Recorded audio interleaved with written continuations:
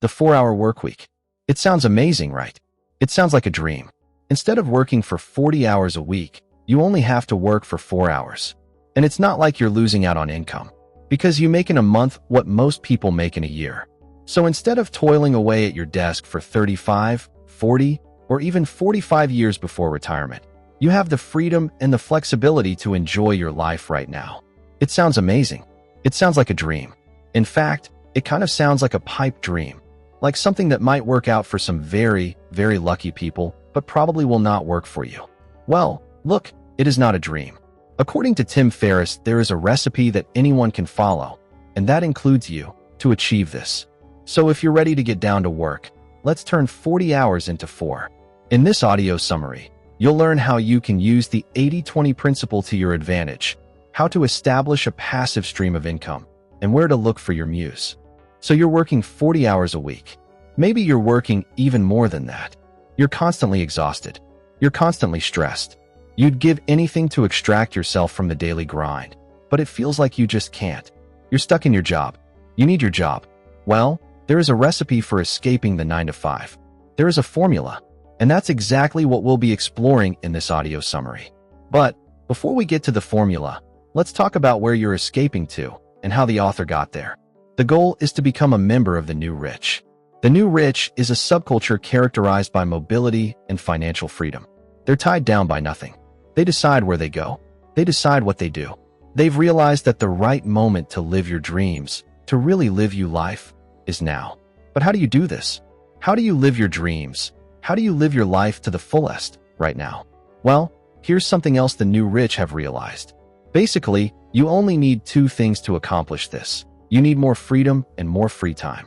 See, what most people associate with millionaires, extensive travels, extravagant hobbies, maybe a butler, essentially add up to 2 things: more freedom and more free time. And you can have those things without having millions of dollars in your bank account. So that's the goal. Get more freedom, get more free time, and join the new rich. The author got both of these things sort of by accident. Back in 2004, he was in a situation that, maybe, is similar to yours. He was overworked. He was exhausted. He was actually so overworked and exhausted that he suffered a burnout and had to take a break. But this break turned out to be a blessing. During his time off, he traveled around the world and realized that he could run a profitable business from wherever he was, and that he could do it with minimal effort. And, just like that, he joined the ranks of the new rich. Sounds like magic, but it's not. Remember, if you want to live a life of luxury, all you need are 2: more freedom and more free time. They are the prerequisites for the ability to do whatever you want to do, whenever you want to do it, and from wherever you want to do it. And neither can be achieved by working a standard 40-hour week. So let's get to that formula. The formula that'll give you all the freedom and free time that you could ever wish for. The formula is called the DEAL formula, and it stands for Definition, Elimination, Automation, Liberation. Let's start with D, definition. Maybe you noticed, but we've already started creating some new definitions. We've already begun to redefine wealth. Remember, living the life of a millionaire isn't about having millions in the bank. It's about doing the things that millionaires do. In short, being wealthy isn't about having tons of money. It's about the ability to do the things that people with tons of money do, like spending months on a gorgeous tropical island or going skydiving whenever you feel like it, or even just having more time with your family. So wealth equals activities, your ability to do the things you want to do. It's about freedom and free time, not the amount of money you've accrued. Another word you need to redefine is happiness. Most people would say their goal in life is to be happy, but what does happiness mean? Well, according to the author, the opposite of happiness isn't sadness, it's boredom. So the best definition of happiness is excitement. To truly be happy, you should dedicate your time to doing things that excite you. For the author, this meant traveling, becoming a kickboxing champion, and setting a world record in tango. For you, it might mean something completely different. But the point is, buying a house, having an impressive job title, retiring with millions in the bank. None of this will bring you happiness if you're not excited by what you're doing with your life. Since happiness isn't some far-off goal, something that you'll only fully experience when you have enough money or enough things, and since wealth isn't about massive piles of cash, the question is no longer how you can earn as much as possible, but how you can free up as much time as possible, time in which you can do all those things that excite you. This is where the E in the deal formula comes in: elimination. All right, folks, it's elimination time. If you're anything like the author once was, then roughly 80% of your work output results from a mere 20% of your effort. This is called the 80/20th principle, and at work, you may not have noticed it because it's hidden by the standard 8-hour workday. Most employees have to work for 8 hours, and so, instead of focusing on productivity, they emphasize activity. They organize their inbox, they futz around with their phone, they walk self-importantly from cubicle to cubicle. And the person who looks the busiest often gets the raise because, at most companies, time spent at work is the only yardstick for performance. But about 80% of that activity is useless. Spending a lot of time on work doesn't necessarily mean that you are addressing the right tasks, nor that you are doing them well. Quite the opposite, in fact. Actually, the more time we have to complete a task, the more time we'll spend on it, a tendency known as Parkinson's law. So, if we have an hour to turn in our project's final report, we'll finish it in an hour. But if we have the entire afternoon, we'll take the entire afternoon, all 4 hours of it. What you have to do is pinpoint and then prioritize the 20% of tasks that will yield 80% of results. And this means eliminating all tasks and activities that don't bring you closer to your personal goals. How can you identify these crucial tasks? Well, go through your list of to-dos and, for each task, ask yourself, would I be happy if this task ends up being the only one I complete today? If the answer is no, then it's a candidate for elimination. You should especially be on the lookout for interruptions, things that prevent you from completing important tasks, from start to finish, without pause. Perhaps the most costly kind of interruptions are time wasters. A time waster is any task that you can ignore without negative ramifications. The most common ones are surfing the web, responding to unimportant emails, and conducting phone calls and meetings. All time wasters can, and should, be eliminated. But let's just focus on some tactics for eliminating one of them: email. A good way to start weaning yourself off email is to read and answer messages twice a day, once in the afternoon and once in the evening. If you can manage that, then why not go a step or two further? See if you can't deal with email only once a day or even just once a week. As you do this, keep your friends, family, and coworkers in the loop. You can do this by setting up an auto-response explaining that you're limiting the time you spend on email in order to serve them better and that it may be a while before you respond. Those around you will adapt and learn that most messages can simply wait in your email inbox or your voicemail while you tackle truly important things. If a request is really urgent, people can always call you or take you aside for a face-to-face conversation. By letting many small questions and tasks accumulate in your inbox, you'll be able to deal with them all at once, which will both save you time and liberate you from the interruptions that interfere with more important work. All these pointers should significantly improve your productivity, but they don't exactly add up to a 4-hour workweek. If you want your daily routine to include more lounging in a hammock on a remote island, cocktail in hand, then you'll also have to free yourself from the location your work binds you to. So you've applied half of the deal formula to your work life. You've defined your goals, replacing the goal of wealth with the goal of having more freedom and more free time, and the goal of happiness with the goal of excitement.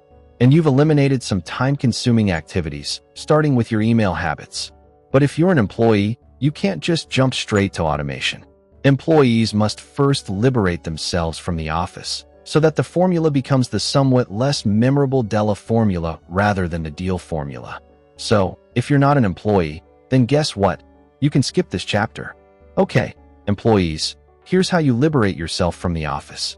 Now that you've defined your goals and eliminated all interruptions, you are much more productive, to the point where you may be able to accomplish in 10 hours what your coworkers get done in 40.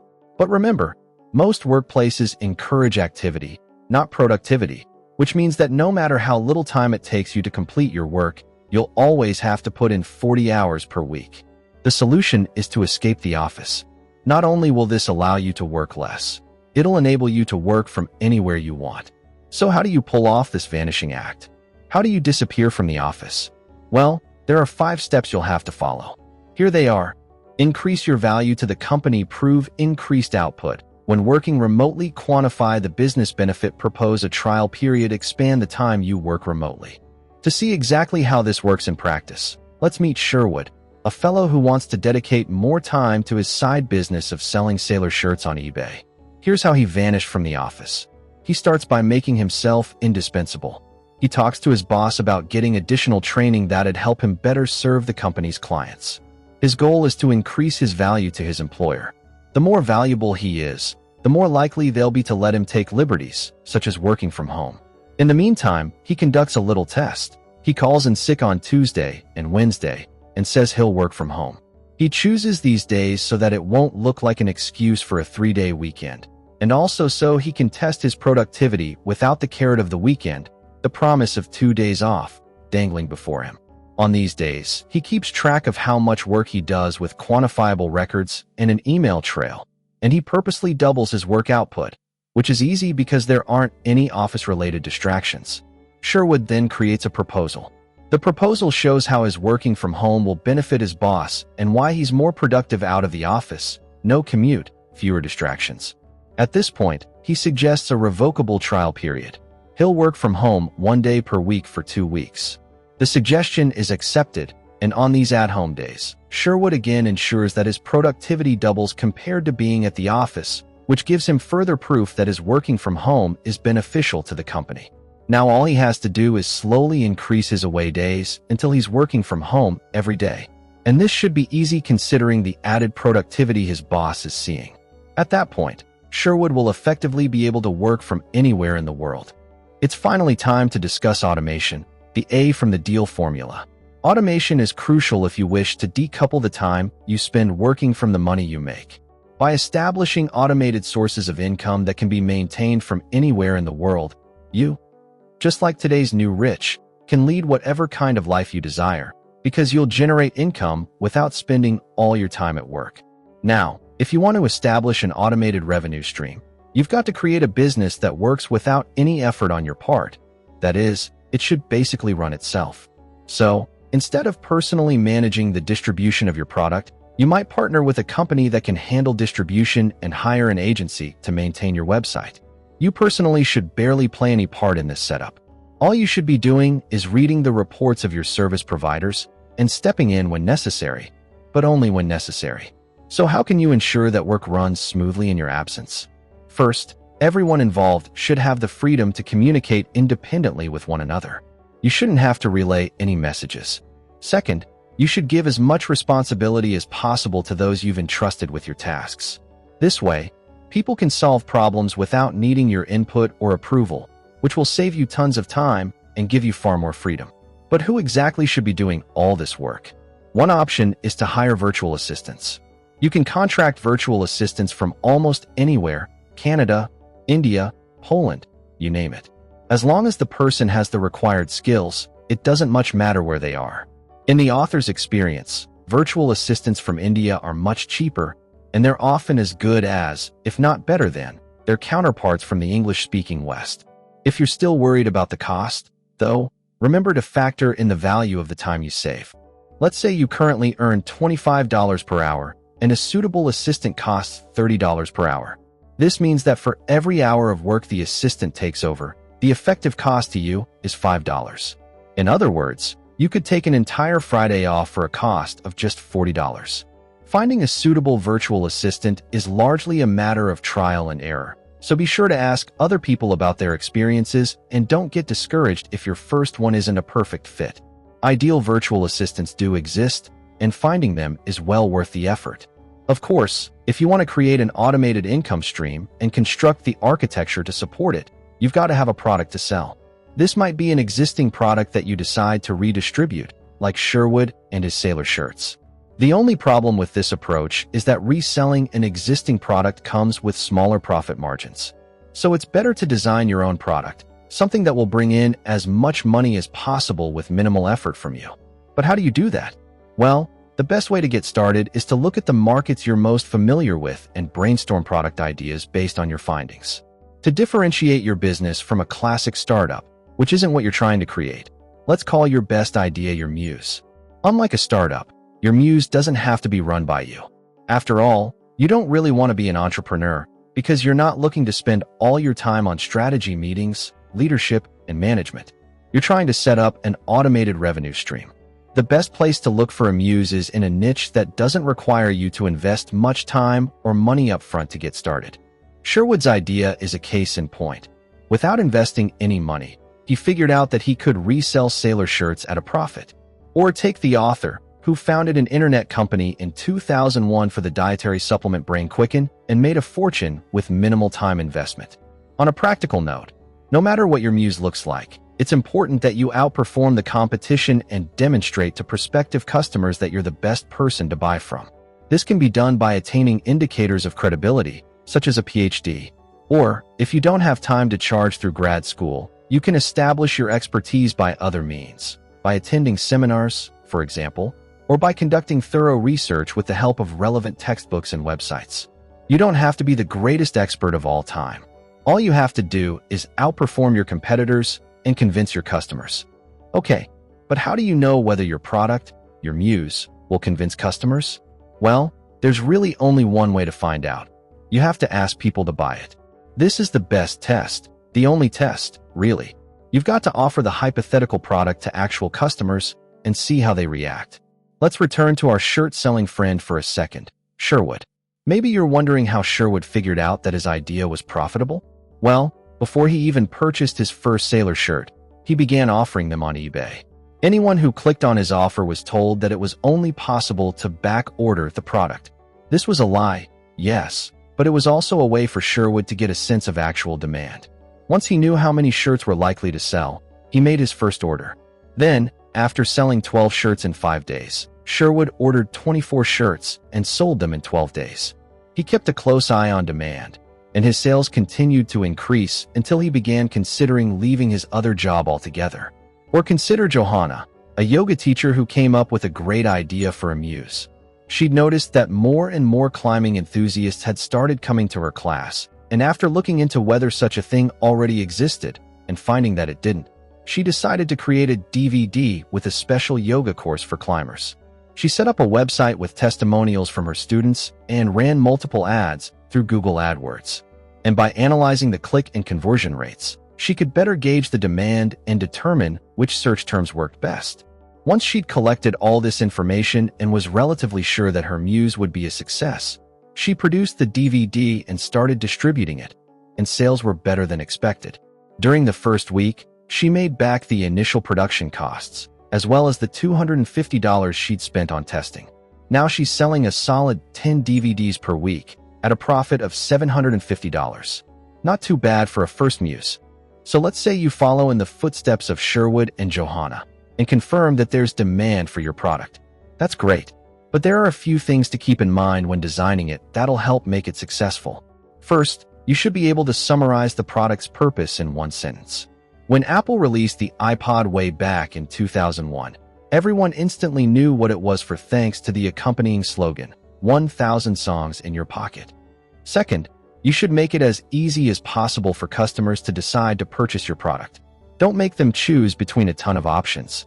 The more colors and designs your customers have to choose between, the more likely they'll be not to buy your product, because comparing all the options is exhausting. Third, to attract the right customers, you should give your product a high price point, somewhere between $50 and $200. This will not only give your product a premium image, it'll also increase your profit margins and decrease the likelihood of complaints. The logic here is that anyone who's prepared to dish out that much money will be less likely to complain if the product doesn't live up to expectations. They'll have money to spare and won't care enough about the loss to make a fuss. And finally, your product should make a big promise and deliver on that promise. Take Domino's Pizza, which promises to deliver in 30 minutes or less. If they don't, your pizza is free. Big promise and consistent delivery. Or consider the author's promise for the product Body Quick. He guaranteed that, within 60 minutes of the first dose, it was 110% guaranteed to work, by which he meant that if you didn't see results within an hour after taking your first dose, he'd refund the product price and send you a check for 10% of that price. Such bold promises show your customers how serious you are about your product and give them the added confidence they need to make a purchase. The key message in this book was, instead of toiling away for the rest of your days in an office, waiting for retirement, You should join the new rich and start enjoying life today. Begin by doing some redefining. Then focus your efforts on the 20% of tasks that are most impactful. Next, liberate yourself from the office by showing that you're more effective working at home and break the habit of constantly checking your inbox. Finally, automate your income by identifying and testing muses. With these habits in place, you'll be well on your way to the lifestyle you've always desired. And here is some actionable advice. Create a dream plan. List everything you want to achieve in the next 6 months. All the things you want to do and be. Now calculate how much you think this would cost per month. Whether you want a sports car or a personal assistant, the ability to speak fluent Greek, or to cook the perfect meal, make a monthly estimate of what you're likely to spend on it. Then, based on this number, calculate a monthly target income. You now have a concrete figure to aim for to attain your dream life.